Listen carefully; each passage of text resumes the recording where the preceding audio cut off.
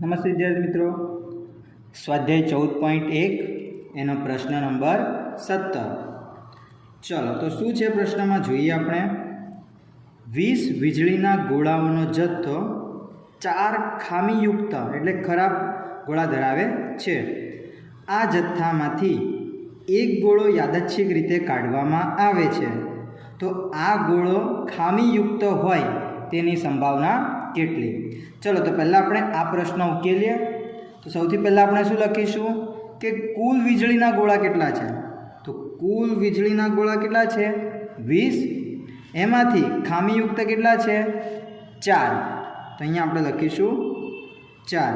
તો જો 20માંથી 4 ખામીયુક્ત હોય તો સારા ગોળા કેટલા થયા? 20 - 4 એટલે કેટલા થાય? 16। બરાબર, 16 ગોળા સારા છે। પહેલાં આપણે હંમેશા આ જ માહિતી ભરવાની। હવે આપણે શોધવાનું શું છે? ગોળો ખામીયુક્ત હોય તેને આપણે શું નામ આપીએ? ઘટના એ બરાબર ગોળો ખામીયુક્ત હોય। ચાલો તો હવે આપણે જોવાનું છે કે ભાઈ આપણી પાસે ખામીયુક્ત ગોળા કેટલા છે? 4। તો ઉપર આપણે લખીશું 4, P of A બરાબર 4 અને છેદમાં તો શું આવવાનું છે? કુલ વીજળીના ગોળા આવશે। તો કુલ વીજળીના ગોળા કેટલા થયા? 20। 4 એકા 4 ને 4 પચા 20, 4 4 દૂર થઈ જાય, કેટલા વધે?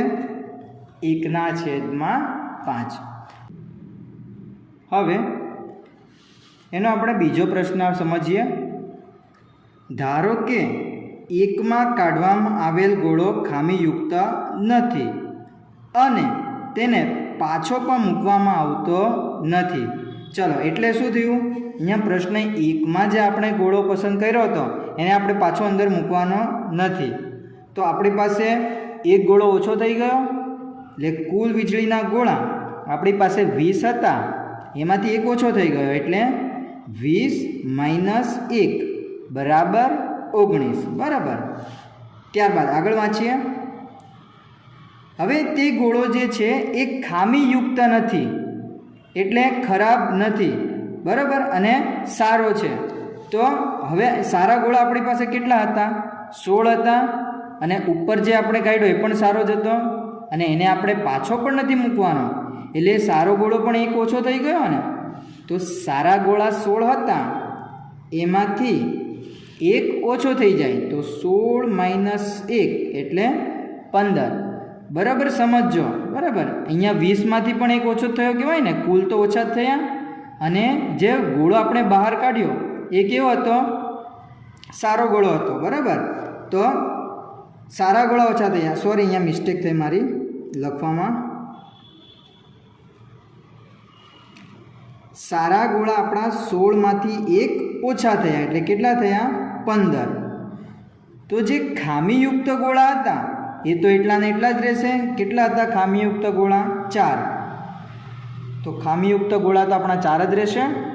હવે તો ઘટના આપણને શું પૂછી છે કે હવે એક ગોળો યાદચ્છિક રીતે કાઢવામાં આવે છે, તો આ ગોળો ખામીયુક્ત ન હોય એટલે ખરાબ ન હોય તો સારો હોય। તો ગોળો ખામીયુક્ત ન હોય એને આપણે ઘટના બી કહી દઈએ। તેની સંભાવના P of B બરાબર સારા ગોળા કેટલા છે? 15 અને કુલ ગોળા કેટલા છે? 19। એટલે અહીંયા પ્રશ્નમાં થોડોક તફાવત રહેશે। બરાબર, આ રીતે ગણવાનો છે। ચલો ત્યારબાદ પ્રશ્ન નંબર 18। એક ખોખામાં 1 થી 90 સુધીના અંક લખેલી 90 ગોળ તકતીઓ છે। બરાબર, 1 2 3 4 એમ 90 સુધી આંકડા લખેલા છે, એટલે કુલ તકતી કેટલી થઈ ગઈ? 90। જો ખોખામાંથી એક ગોળ તકતી યાદચ્છિક રીતે કાઢવામાં આવે તો તેના પર આપણો પહેલો સવાલ છે કે 2 અંકની સંખ્યા હોય એને આપણે શું નામ આપી દઈએ? ઘટના।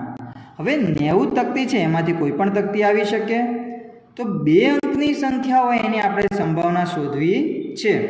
તો સૌથી પહેલાં 1 થી 90માં 2 અંકની સંખ્યા કેટલી છે એ આપણે ગણવું પડે। તો બાળકો 1 થી 90માં બે અંકની સંખ્યાની શરૂઆત ક્યાંથી થાય? 10થી થાય, બરાબર. હવે સીધી વસ્તુ છે, 1 2 3 4 એમ 9 સુધી તો એક જ આંકડો છે અને 10થી બધી સંખ્યાઓ શરૂ થઈ છે, તો 90માંથી પહેલી 9 આપણે સંખ્યા બાદ કરી નાખીએ, બરાબર. 90 ટોટલ સંખ્યા છે, એમાંથી એક આંકડાની સંખ્યા કેટલી છે? 9. તો આપણને કેટલી સંખ્યા મળે? 81, બરાબર.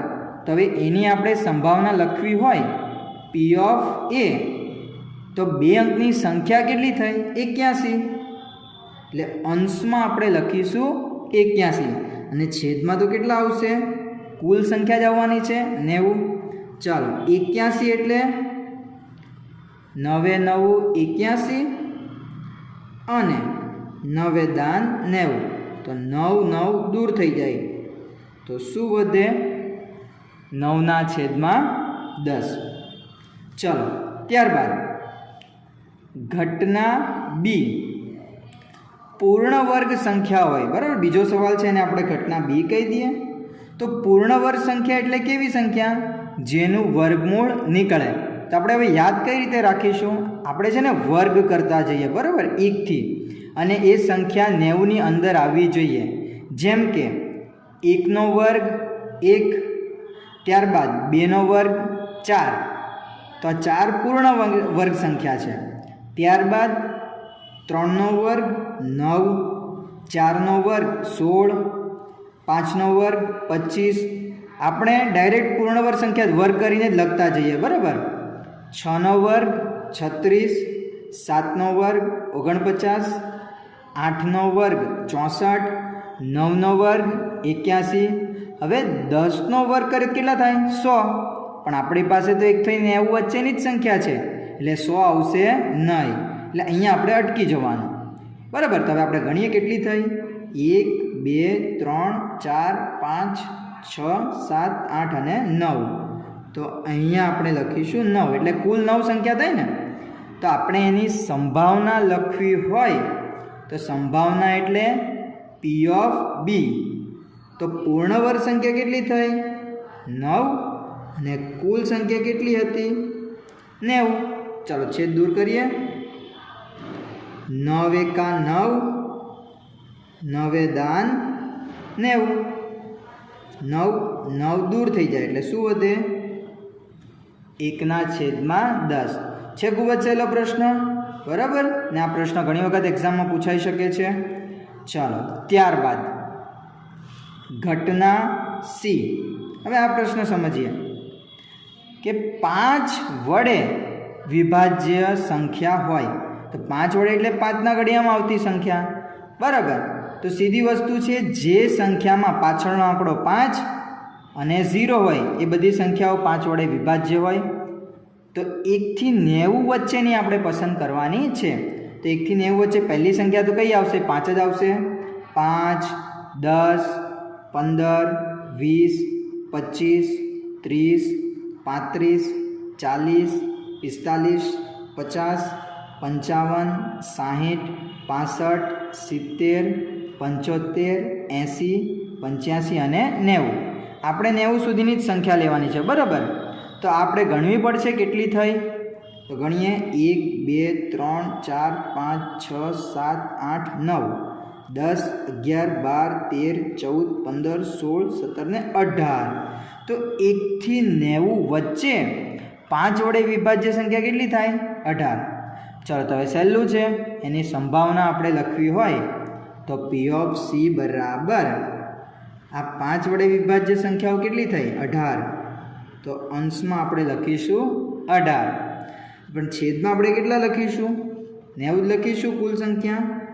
હવે 18 એકા 18 ને 18 પંચા 90, 18 18 દૂર થઈ જાય એટલે શું જવાબ આવે? 1/5.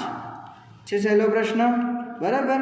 ધ્યાન રાખજો, પૂર્ણ વર્ગ એને બદલે પૂર્ણ ઘન પણ પૂછાઈ શકે, તો એ જ રીતે આપણે ગણતરી કરવાની. આ વિભાજ્ય સંખ્યા, ત્યારબાદ આ 2 અંકની સંખ્યા, બરાબર.